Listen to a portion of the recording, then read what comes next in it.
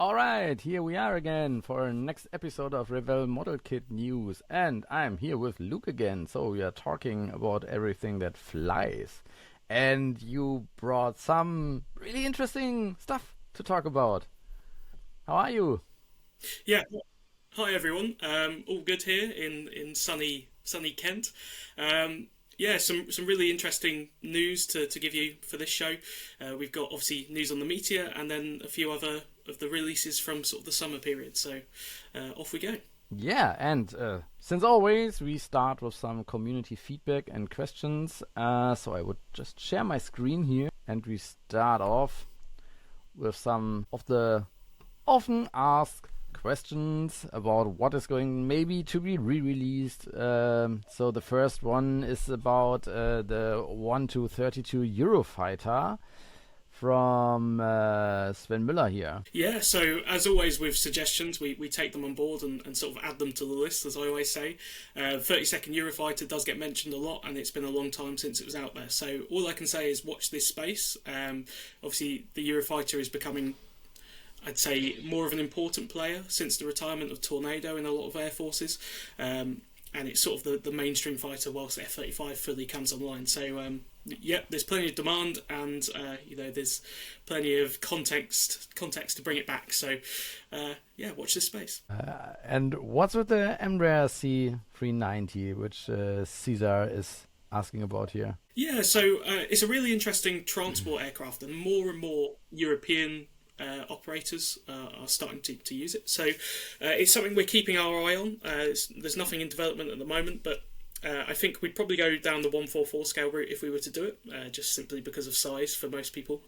We can't supply new houses along with the model kit. So yeah, it's becoming sort of a replacement for the Hercules, which obviously saw a very long life cycle, sort of lifespan. So if the C390 carries on down the same route, then it's a no-brainer. We're going to sort of sit and wait for a bit longer, but I'm sure at some point we'll probably end up doing it. And then we have Travis here who asked about some of the latest 90s Luftwaffe kits. Yeah, so we have a series called P series, which is essentially what people call Luftwaffe 1946. So if the war were to have carried on, there were a number of aircraft on the sort of drawing board that never entered service. And from the 90s, we have a set of models that showed those aircraft, really. And they're unique to Revell generally at the scale. So the 555 that he mentions was the first of it. Then we had the P1099A this year, which is sort of a modified 262 that was proposed. And I'm sure 26 and 27 will bring another addition to the P series sort of mini range that we have going. So I can't guarantee what it will be, but yes, we're going to carry on with that vein of subjects. Yeah. And Daniel Scale Modeling, which is Kevin Wilson, one of the YouTubers. He's also has a British background, but is located in Germany. He's waiting for an F-35B and C version too. Well, it's interesting because we debated doing the B version quite a bit. Obviously, we've just brought out the A version. Yeah. The B version is a very different airframe, so unfortunately, you can't reuse a whole lot of our A tooling. And the reason we consider the B so much is that we have a lot of sales in the UK, and the RAF and the Fleet Air Arm use the B version, obviously for its short takeoff and landing sort of capabilities. Although in the last day, the RAF have announced they'll be taking on the A version, so we'll soon be able to rebox our kit with some RAF roundels, which is good news for us. The C version, at the moment, no immediate plans, but we're keeping our eye on it. I think it's probably the most interesting of the F-35s, which people won't like because obviously the B goes up and down. But I think the C is a really interesting version, although obviously it has limited use because it's only used by the US Navy at the moment. So yeah, again, all I can say is watch this space. We'll add it to the list. And the C version is more leaning towards the B or towards the A? Or is it something completely individual? They're all related. I think I saw they share about a third of their airframe, which isn't as much as you'd think. Yeah. The C version is essentially bigger, and it's Yeah. designed for use off of carriers. Obviously, the B version is designed for use off of carriers in a different way.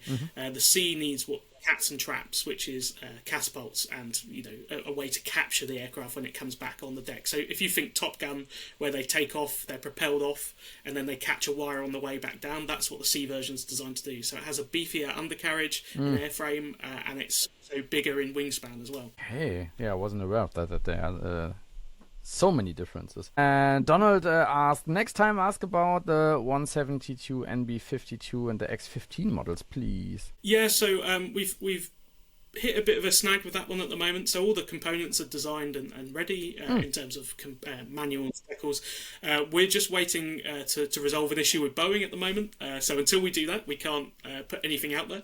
And that means at the moment I don't have a guaranteed date. As soon as we get the green light, we're off. And getting into production. From that point, it's normally about 2 to 3 months. Okay. So unfortunately, I can't give an exact month at the moment, but hopefully it gives a bit of an insight behind the scenes. Yeah, definitely. Okay, then we can switch over to the next slide here. And Der Hot Dog says all the models are looking really cool and really great.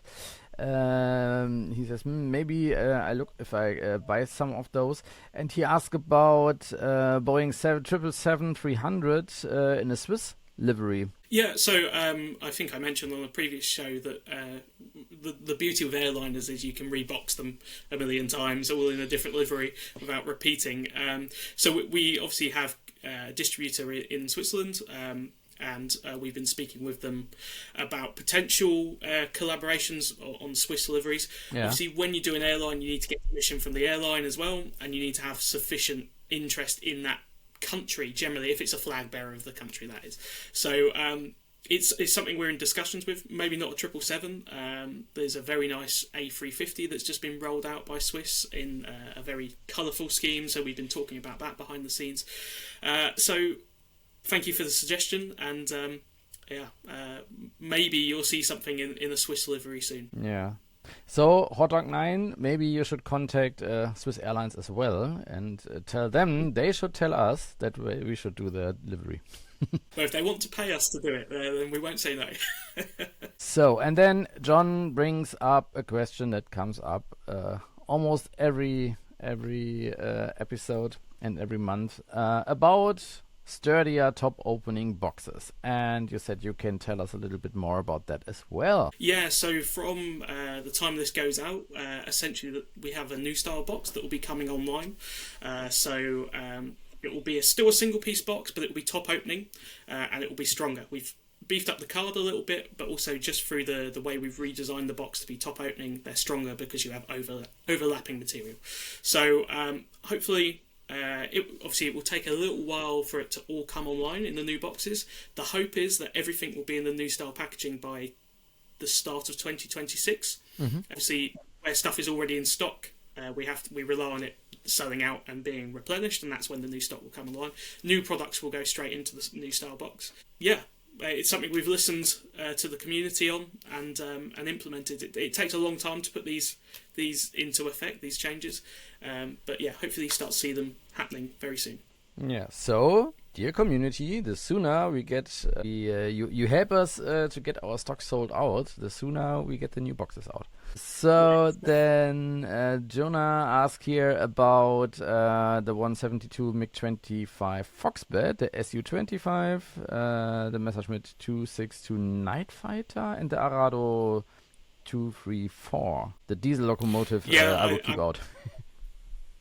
That doesn't fly. That's not Luke's business. I hate to repeat myself, but all I can say is thank you for the suggestions. And every time something's suggested, it does truly get added to a list, and we sort of tally up all the suggestions and obviously what we're thinking as a business, and they do really input into our decision making. So, although I can't always comment individually on each subject, all I can say is thank you and we will look at them when we come to make range decisions. Okay, Bastian is asking about several civil aircrafts in 1 to 32, like Pipers, Cessnas, Mooney, Tobago's, Beaches, all the good stuff that you can like bush flying do. Yeah, it's a strange one, civil aircraft, because obviously they are some of the most produced aircraft in the world and the ones you're most likely to see. But unfortunately, they're not as cool as a Spitfire or a Messerschmitt in people's opinions. So quite often when we've done civil stuff, they don't sell as well, which I hate to say. Obviously as a business, that's what we look at. Although they are very interesting, and when I was learning to fly, I was flying in Cessna 152s and things like that. So it's difficult. You want to do it, and you quite often have people wanting to build the aircraft they first flew in or did the taster session in, but it doesn't always make sense. If it's also got a dual history in terms of it served in the military, that can often be a good way of doing it. So Cubs, for example, are an easy win. But yeah, again, I can add it to the list, but hopefully that sort of explains generally why we don't do as much civil. I just have to add a total other question to the list. You have a pilot's license? No. I ran out of money after doing, I think, 15 or 20 hours in the end, when I was a lot younger. It's very expensive, and as a kid, my pocket money didn't stretch that far. So, but you took flying flying did that lessons? And a bit of flying. Yes, yeah. Cool, okay, I didn't know that. Look, I learned something new today as well. Don't trust me to fly you, though. It was about a decade ago, so if the pilot becomes incapacitated, don't trust me to land the plane or anything like that. Yeah, but knowing how that feels, like getting a plane at least in the air, is quite cool. And another question from Kevin is German Rafale would be nice. Rafale. It's not in Italian. Rafale. Yeah, I'll take this question and the next one at the same time, and I'll refer you to my previous answers. Let me guess. We add them to the list. Yeah, we'll add them to the list, and I know it is something I always say, but we do look at these suggestions. So don't take it as a fobbing off at all. We do add them and we do look. Yeah. But obviously, if I say yes, we'll do that, people then start saying when is this coming? When is the release date? Is it on the way already? Yeah, definitely. Yeah. Maybe we should really publish this list or 6 months or so, and then people can vote, and then we can see which gets the most votes. Yeah. I think sometimes there are obviously other considerations as well as the suggestions. For some reason, the suggestion might not be possible. Things people don't think about, like licensing and bits like that. The boring stuff, let's say. Yeah, it's boring stuff, but still, especially licensing is like juggling with burning chainsaws. So that's a lot of work, not to get the product itself into the box, but to get all the licenses and all the signatures for that, and that is a lot of work. Yeah. Okay, then we have the last questions from the community, and they are about the Meteor. So THGM states that the 120 euros for the Meteor is a quite steep price. You already got answers from the community on that, but maybe you can give a little take on that as well. What's the thoughts behind the pricing? Yeah, so this release that is being spoken about is what we're calling a first edition. So it's a limited edition, limited to 3,000 pieces, which in the grand scheme of things isn't a whole lot. And the €120 price tag is representative of what we're calling a first edition, in that it includes a lot of extras. The idea being that if you're a enthusiast, quite often you want to buy a model kit, you also want to get a mask set, you want sort of a reference book, you want all the extras before you start the build. And it's something we've come across time and time again. We'll bring out a new tooling that people want, but then it goes to the bottom of the stash or into a waiting pile whilst they're waiting for the aftermarket to catch up with extras.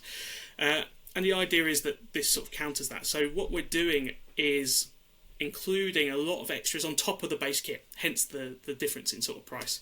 And hopefully over the next few minutes we're able to talk about what extras we're doing. Just to take the second part of that question, 30-second Junkers 88 and the Heinkel, all suggestions we've had before, so you can read into that what you will. Obviously, they're unique to us generally at that scale.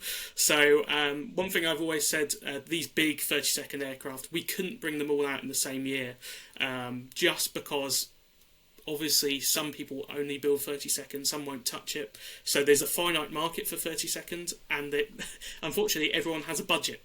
So if we brought out 5 huge 30-second kits in the same year, we wouldn't sell as many as if we spaced them out, just because of people's budgets. You know, people can only afford so many models in their life. So yes, we will reintroduce them at some point. I know that's sufficiently vague, but I'm sure they will make an appearance in the next 5 years. Yeah. We should really think about supplying the new houses also. Yeah, Revell mortgages. Yeah. Then, that's a perfect point to transition into some news about the Gloster Meteor. Here we already see some things lying on the table. Which show was that? So this was IPMS Ipswich a couple of weeks ago as we're recording this, so sort of middle of June. And this is where we sort of chose to show off what will be included in the Gloster Meteor kit for the first time. So what we did was sort of coordinate showing at the show and also putting it out online after the show. So to give an exclusive to the IPMS, to the modelling community, and then follow it up, obviously, for an international audience. So we later we dive in a minute. We dive a little bit deeper into the extras. I just wanted to show this beautiful isometric picture of the Gloster. It's here. Yeah, so this is the finished CAD, and I think we've shown it elsewhere before, but hopefully you can see that it has a lot of parts, mainly due to the engines, but also the internal detail in the cockpit. And all the option parts as well. So I think in this first edition release, I had to do the job of counting up all the parts. There'll be 405 parts in the first boxing. That's plastic parts before any extras. Wow, that's a lot. Yeah, and it's is something Luke just sent me before the recording is to see where those 405 parts come from. That's something we don't show that often. Is some of the tools for the Gloster Meteor. Yeah, so over the last couple of months, we've obviously been going from that nice isometric picture we've just shown to a physical model. And to do that, you have to mill out, obviously, steel and the EDM. And these are some of the progress shots we get from the tool shop, sort of every week, every other week, just to show how they're coming along. These are towards the final stages, and this one shows what we're calling Tool 1, which is the main fuselage and also the intakes. So obviously that's at a very near final stage, as you can see, and that's because it was sent only a couple of weeks ago, and we're actually due to receive first plastic at the end of next week as we're recording, which is so we should be able to show them on the 5th of July at the Hailsham show in the UK, and we'll also post them online on Facebook and Instagram so that we can share it with our international audience. So yeah, it's very exciting. I'm just looking at the tool. Is it resembling one whole frame, or are there more than one frame in it? This one that we're looking at is a single frame on this one. So they're doing the cavity work at the moment, as you see it, which is essentially then gets put into a bolster, which is sort of the main part of the mould that separates and does all the engineering stuff. This is what makes the pretty plastic look nice. So on the other side of this frame is the wings as part of Tool 1. Mm-hmm. Well, do you know what one part weighs from the metal parts, from the metal tools? No, I haven't got a weight at the moment. We'll get that towards when they start to ship the tools, but you're talking tons, not hundreds of kilos. Okay, and here we have tool 2, hence why right? we I was just going to say, hence why we ship them via the sea on containers rather than air freighting, because it would cost us a lot more. Definitely, yeah. Yeah, so this is tool 2, and this is what we're calling the double run tool. So for each kit, we'll run both of these frames twice. On the right hand side, you'll see that's because it's an engine, and the Meteor has 2 engines. So we've tried to be a bit clever with the design and make sure that it's all in one frame. So if we ever wanted to release a Derwent engine separately, we could. And then also, obviously, it saves on the cavity work for us. You don't have to mill out the same thing twice. You can just run the tool twice. And on the left, we have things like the rockets and the tanks, where again is part of the double run tool. So you'll have 2 identical frames in each kit from that part. Yes. Okay. Here we see some of the side profiles and decal sets that are going to come with the Gloster. Yeah, so again, as part of the first edition, it's sort of like a bumper set of schemes that we'll put in. So we've got 5 very different schemes, I hope you agree. And the cover image will be WH480, so the 41 Squadron, the very colourful one from RAF Biggin Hill, which is from Kent, which is where I'm based in the UK. So I always like to put a bit of, I like to influence the schemes in that way, but also just because it's a really, really lovely scheme. Yeah. The Meteor never really saw wartime service or much service in terms of with the RAF. It obviously saw service with the Australian Air Force in the Korean War, but that means that generally you're not sport for choice in terms of like war fighting schemes that you can put into the boxing.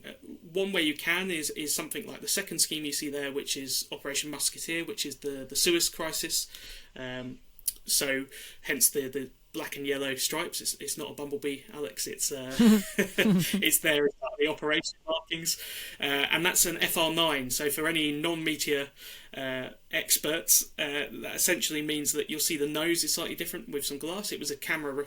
It had cameras in the nose. It was a photo reconnaissance aircraft, very similar to the F8, apart from the nose.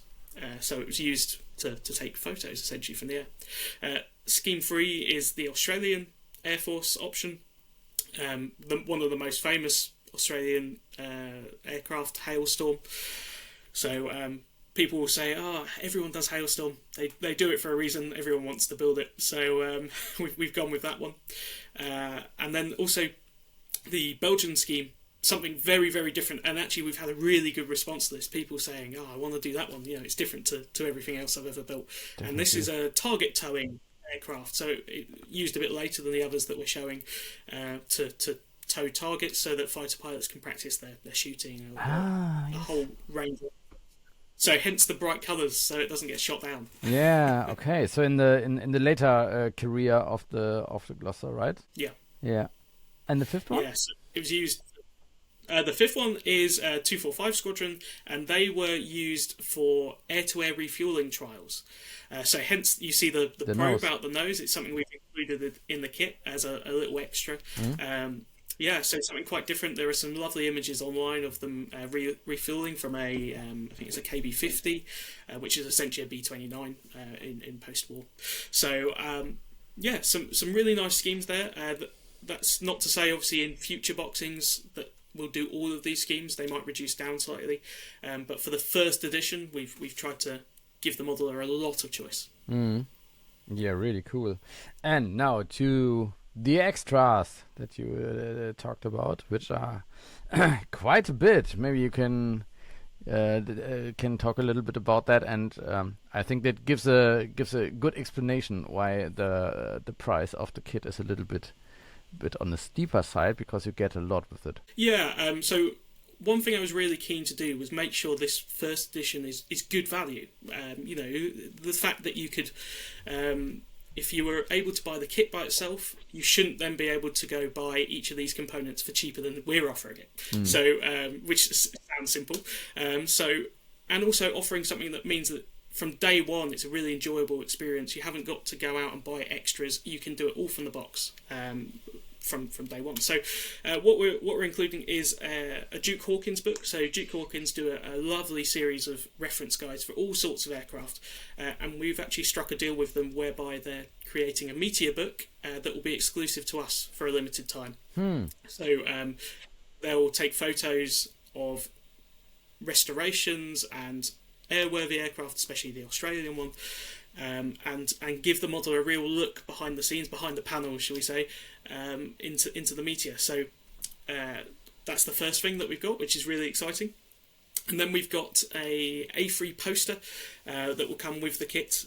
So what you can see there, the A3 poster is actually an original advertisement that we've managed to source that Gloster put into a publication back in the 1950s, and we've sort of done some remastery on it a bit.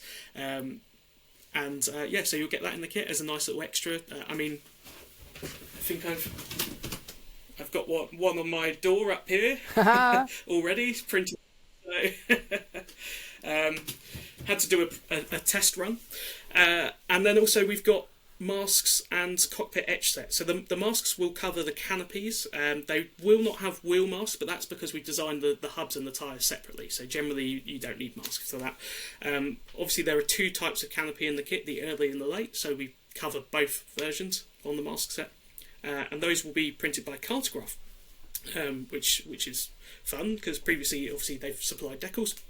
They're going to do some masks for us, and then also the cockpit etch set. So the screenshot on there at the moment is sort of a work in progress. We're going to do some coloured etch that will be mainly to boost the cockpit for anyone that wants to do that. In the kit we have options for a seat without seat belts, a moulded on seat belt, and also a pilot figure with moulded seat belts, and also now coloured sort of seatbelt set plus instrument panel.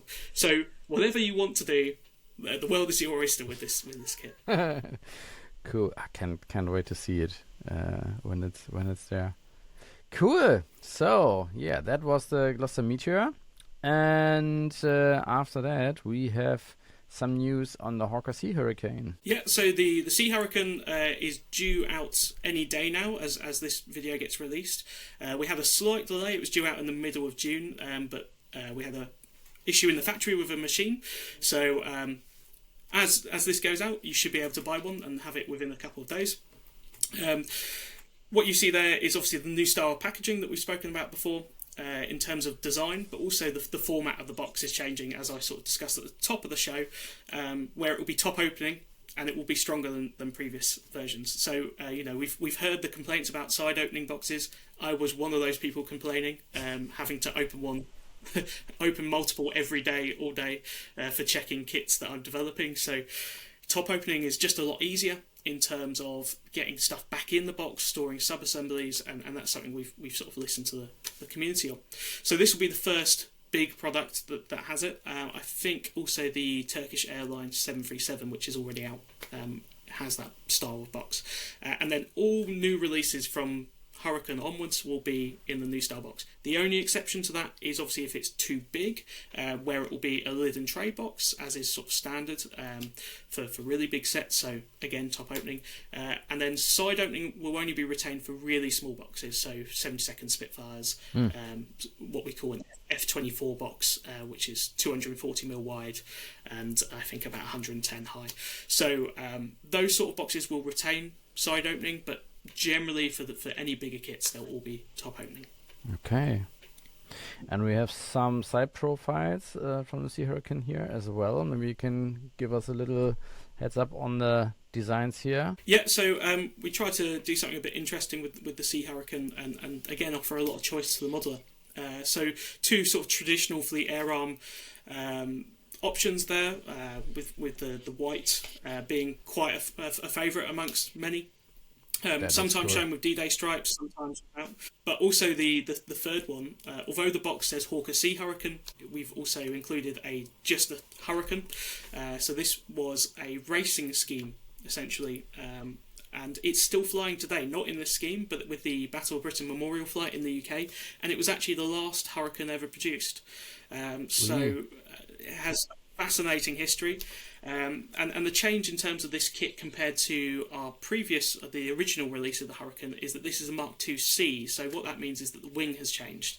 I think it's the only parts that have changed is that you obviously now get the large cannons that are on the wing, and obviously all the panelling changes around it as well. So obviously the racing scheme didn't have cannons, frowned upon really in civil use, so we've got instructions that point out how to remove them from the wing.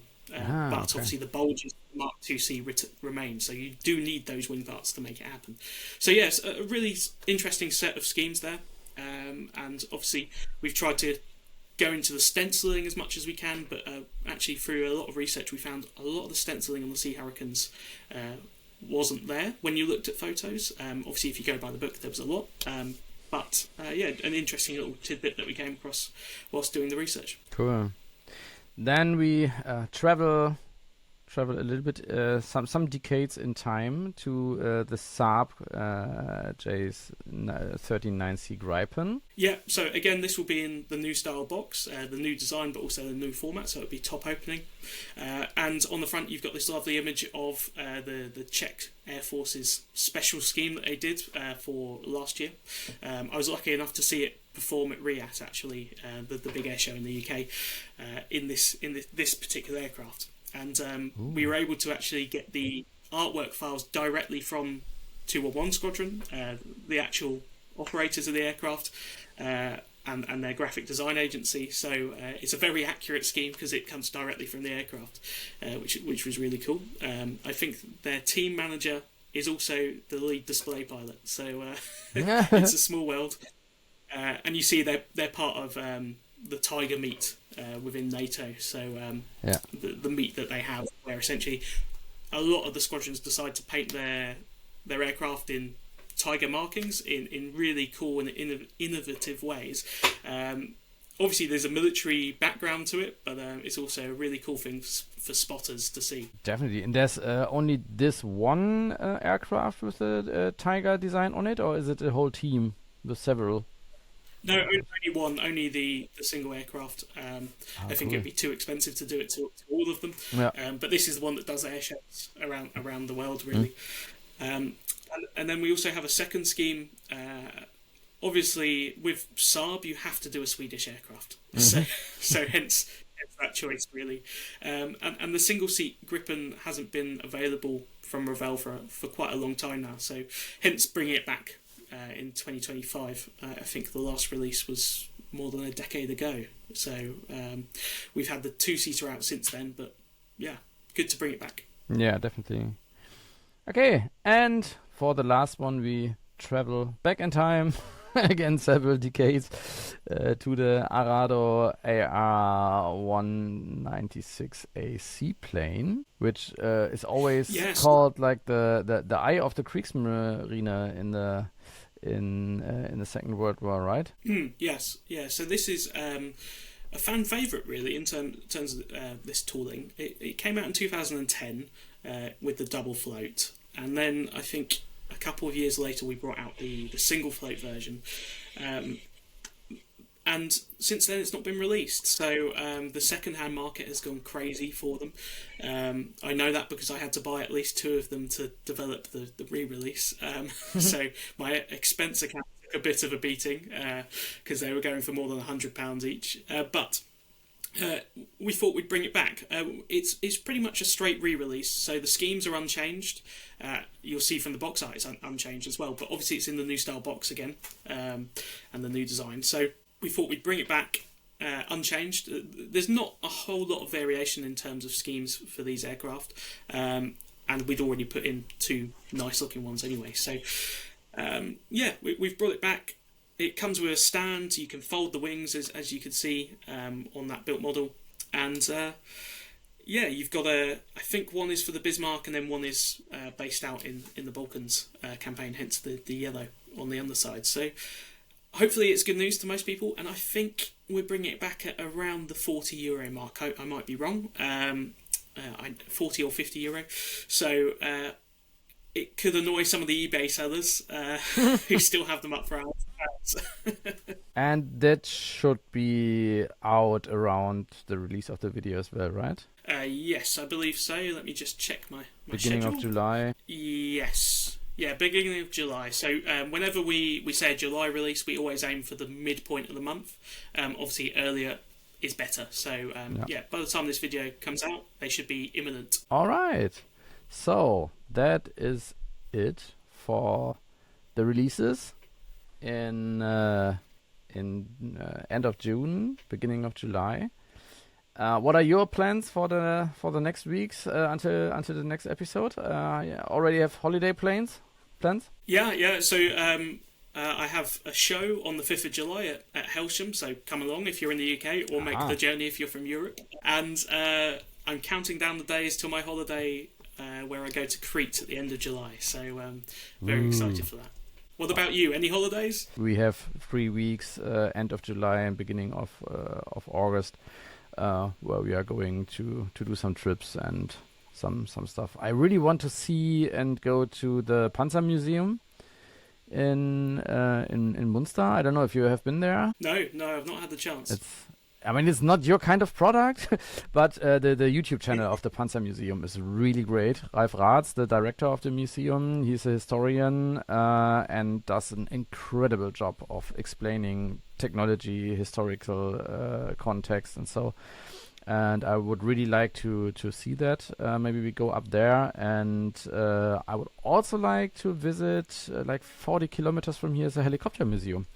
There's a helicopter squadron from the Bundeswehr or Luftwaffe stationed in Bad Driburg. And that's something on my bucket list as well. I hope to at least do one of those two over the summer. Oh, great. I'm trying to tick off as many museums and model shows as I can.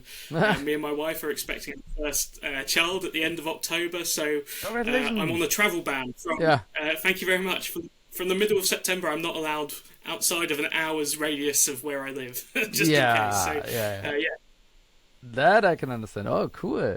So, then it's going to be an exciting second half of the year. Yeah, a busy second half of the year, definitely. Definitely, yeah. Okay, so ask us questions again down below the video, what you would like to know about the products and coming up in the next months and weeks. And of course, you can send us more of your wishes that Luke can put on his list. All right, then have a great July and see you in the next episode. Thank you, everyone. Bye.